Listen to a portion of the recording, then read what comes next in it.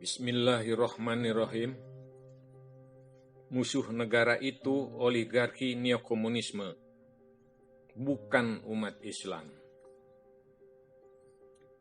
Di akhir tahun 2020, kehidupan ideologi, politik, ekonomi, sosial, budaya, hukum, dan keamanan semakin tidak kondusif.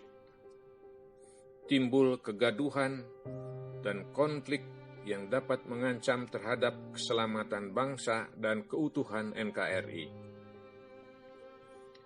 Kebijakan-kebijakan pemerintah tahun 2020 yang dapat memicu konflik antara lain sebagai berikut. Pemerintah masih berhubungan dan bekerja sama dengan negara komunis adalah melanggar Undang-Undang Nomor 27 tahun 1999. Membiarkan oligarki neokomunisme menjajah di semua aspek kehidupan. Membiarkan oknum-oknum parpol dikendalikan neokomunisme untuk merubah Pancasila menjadi Trisila dan Ekasila dengan RUU HIP dan BPIP.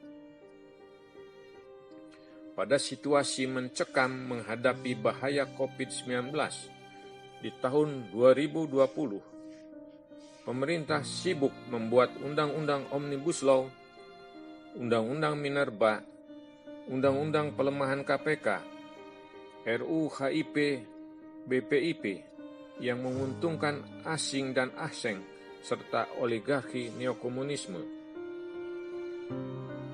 Membiarkan Kapolda Metro Jaya melakukan operasi pembunuhan terhadap HRS sehingga terbunuhnya 6 orang laskar FPI dalam tragedi kilometer 50 tol Jakarta Cikampek. Tokoh-tokoh masyarakat, tokoh-tokoh agama yang oposisi dan mengkritisi kebijakan-kebijakan pemerintah dikriminalisasi dan dipersekusi. HRS dipitnah, dikriminalisasi, dipersekusi. Aset pesantrennya disomasi, diusir, serta HRS berusaha untuk dibunuh dengan alasan tidak jelas. 6 laskar FPI dibunuh, ormas FPI dibubarkan, dihentikan dan dilarang, tidak melewati prosedur hukum, suka-suka rejim yang otoriter dan diktator. Selama 6 tahun rejim berkuasa, aparat kepolisian belum mampu mendamaikan rakyat Poso dan belum mampu menyelamatkan rakyat Papua dari kelompok kriminal bersenjata. Rejim sudah bersiap-siap mengancam membubarkan PKS, Muhammadiyah, dan ormas-ormas Islam lainnya bila mendukung FPI dengan maksud untuk dijadikan musuh negara.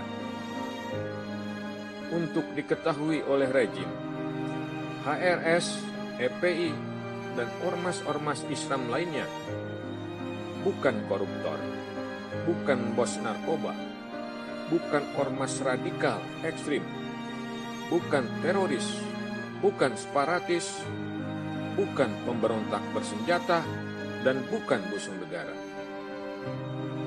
Tetapi HRS, FPI, dan ormas-ormas Islam lainnya sedang berjuang menyelamatkan bangsa dan negara NKRI yang berdasarkan Pancasila dan Undang-Undang Dasar yang ditetapkan 18 Agustus 45.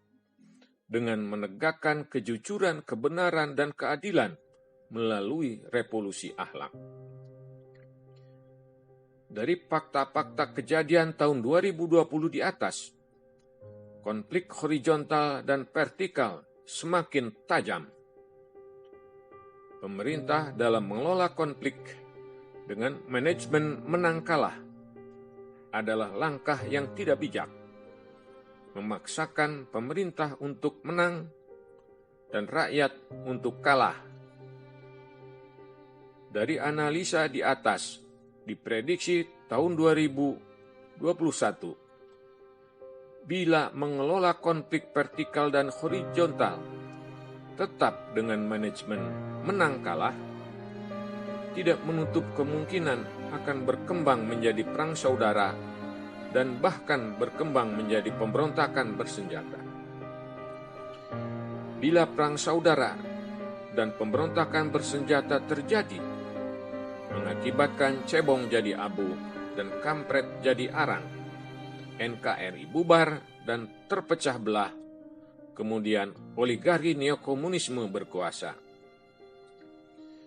Daripada neokomunisme berkuasa dan NKRI bubar, kami menghimbau kepada Presiden Jokowi agar tidak terjadi konflik, disarankan untuk segera meninjau ulang kebijakan yang bikin gaduh, bikin konflik, dan menyengsarakan rakyat.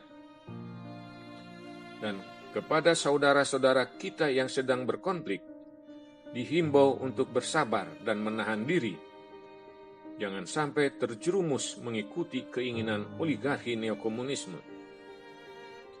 Dihimbau kepada ilmuwan, tokoh-tokoh masyarakat, tokoh-tokoh politik, tokoh-tokoh agama, tokoh-tokoh pemuda dan mahasiswa, segera bersilaturahmi kepada Presiden Jokowi, MPR RI, DPR RI, Panglima TNI, Kasat, KSAL, KSAU, Kapolri, dan aparat hukum untuk berdialog, berdiskusi permasalahan bangsa dengan manajemen konflik kolaboratif berpedoman kepada Pancasila, Undang-Undang Dasar 45, Wawasan Nusantara, dan Ketahanan Nasional, agar menjadi kesepakatan bersama yang menguntungkan dan mengikat semua pihak yang sedang berkonflik.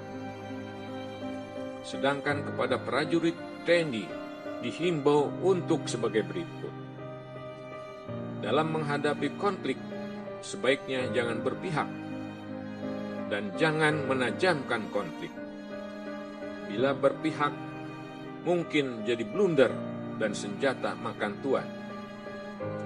TNI berdirilah di tengah-tengah yang sedang berkonflik, agar rakyat percaya bahwa TNI mampu mengatasi konflik bahkan perang saudara.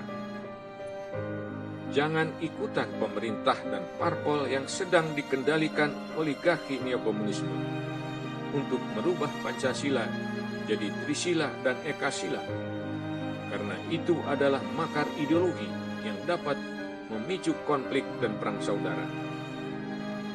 Jangan ikutan rejim yang sedang mabuk kekuasaan, yang sedang lupa dan linglung bahwa NKRI adalah negara hukum, negara demokrasi yang berdasarkan Pancasila dan Undang-Undang Dasar tahun 45. TNI sebaiknya mengajak mereka yang sedang berkonflik untuk berdialog, berdiskusi, berdebat, untuk berdamai dengan manajemen konflik kolaboratif. Semoga Allah Subhanahu wa Ta'ala membuka pintu hati para prajurit TNI untuk kembali kepada Pancasila, Sabta Marga, dan Sumpah Prajurit. Semoga Allah Subhanahu wa Ta'ala membuka pintu hati Presiden Jokowi untuk kembali kepada Pancasila, Undang-Undang Dasar 45, Wawasan Nusantara, dan Ketahanan Nasional. Insya Allah, NKRI selamat dari penjajahan oligarki neokomunisme. Amin, amin, amin, ya Rabbal Alamin. Bandung, 12 Januari 2021, Dedi S. Budiman, Mayor Jenderal TNI Purnawirawan, dari Forum Komunikasi Patriot Peduli Bangsa. Selesai.